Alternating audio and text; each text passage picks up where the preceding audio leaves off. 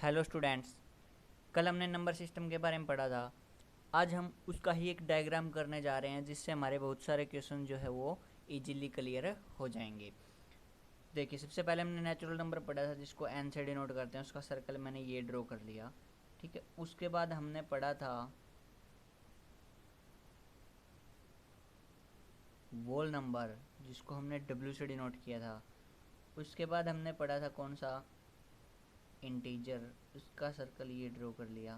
इसको किसे डिनोट किया था, जेड से। ठीक है, उसके बाद हमने रैशनल नंबर को पढ़ा था। रैशनल नंबर का कोई नोटेशन देखो होता नहीं है, तो इसीलिए हम क्या करते हैं, इसकी पूरी स्पेलिंग ही लिख लेते हैं, रैशनल। ठीक है, इरेशनल पढ़ा था। अब इरेशनल जो होते थे हमने बताया था अलग ही रूट वाले होते थे, जिसको हमने वैसे याद करने के लिए आपको अपराधी किस्म के बताया था। ठीक है, तो इरेशनल्स ये हो गए हमारे। ठीक है, इनको अलग ही रखेंगे क्योंकि अपराधियों को अलग ही रखा जाता है, जेल में रखा जाता है। ठीक है, और उसके बाद जो है हमने पढ़ा था collection of rational and irrational. तो collection of rational and irrational ये क्या हो गया हमारा, ये हो गए हमारे कौन से number, real number.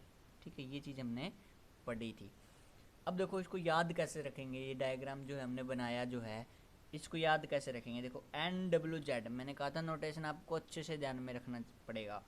N W Z, तो देखो सबसे पहले कौन सा आएगा, ए बी सी डी के, अगर ए बी सी डी के अंदर भी यदि हम बात करें तो एन डब्ल्यू जेड, इन तीन अक्षरों में से, इन तीन वर्ड्स में से कौन सा वर्ड सबसे पहले आता है, तो आपको वही सर एन आता है। इन तीनों की बात कर रहा हूँ मैं सिर्फ, तो एन।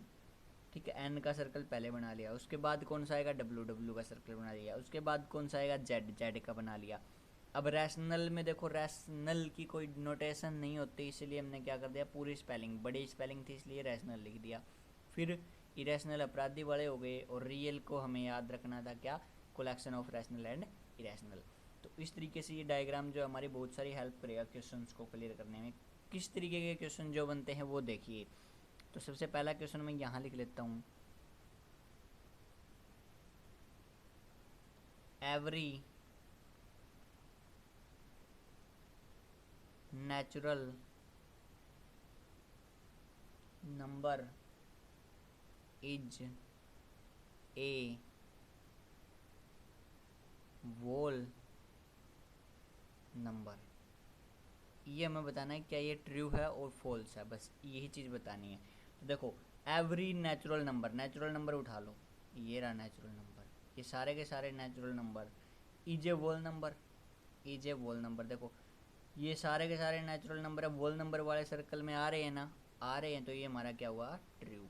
और यदि नहीं आ रहे होते तो हमारा क्या होता, फॉल्स। इसी तरीके से एक और क्वेश्चन है, सेकंड जो है वो क्या है, every integer is a whole number. Every integer is a whole number. Integer वाला ये रहा, देखो जेड वाला जो था इंटीजर वाला ये रहा।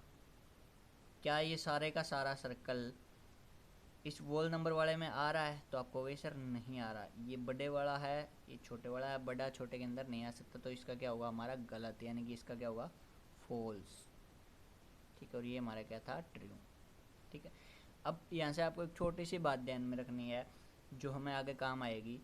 यदि हम देखो सबसे पहले नेचुरल लिखा हुआ था, तो नेचुरल वाला ये रहा, और वॉल, नेचुरल से वॉल पे जा रहे थे, नेचुरल से वॉल पे, मतलब नेचुरल से वॉल पे अंदर से बाहर की तरफ। ठीक है, ये चीज़ आपको ध्यान में रखनी है। अंदर से, इस डायग्राम के हिसाब से अंदर से बाहर की तरफ जाएंगे ना, तो हमारी क्या होंगी चीज़ें, हमेशा ट्रू होंगी। ठीक है, और जब बाहर से अंदर की तरफ आएंगे, बाहर से अंदर की तरफ आएंगे, तो हमारी क्या होंगी चीज़ें, फॉल्स होंगी। क्या होंगी चीज़ें, फॉल्स होंगी। ये चीज़ आपको ध्यान में रखनी है।